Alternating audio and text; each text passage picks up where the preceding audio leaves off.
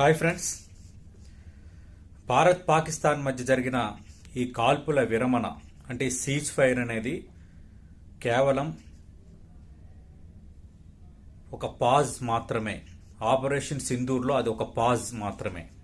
ఒక సినిమా మనం ఓటీటీలోనే ఎక్కడన్నా చూస్తున్నప్పుడు మనం పాజ్ పెడితే ఆగుతుంది కదా, అంతే. ఇది కేవలం తాత్కాలిక విరామం మాత్రమే. అంతా అయిపోలేదు. మనం కంగ్రాచులేట్ చెప్పుకున్నంత సందర్భం కూడా ఇప్పుడు లేదు. ఎందుకంటే మనం సీజ్ ఫైర్కి వెళ్ళలేదు. ఈ విషయాన్ని మీరు క్లియర్ కట్గా వినండి.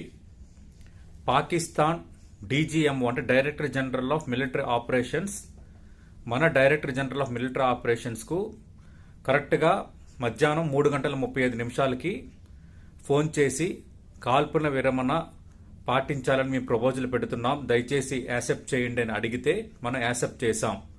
అంతకు ముందు కరెక్ట్గా ఆ 24 గంటల నుంచి అమెరికా మనల్ని కోరుతోంది, మనం డినై చేస్తూ వస్తున్న పరిస్థితి ఉంది.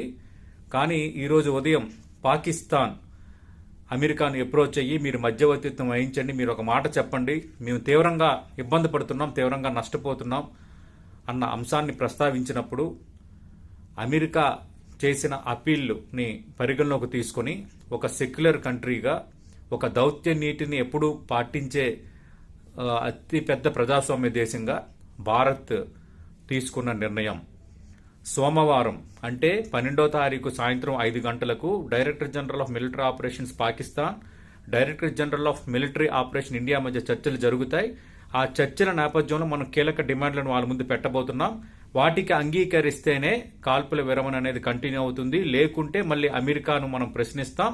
ఖచ్చితంగా మళ్ళీ ఆపరేషన్ సింధూర్ కంటిన్యూ అయ్యే ఛాన్సెస్ ఉన్నాయి. ఇక్కడతో అయిపోలేదు, దయచేసి గుర్తుపెట్టుకోండి.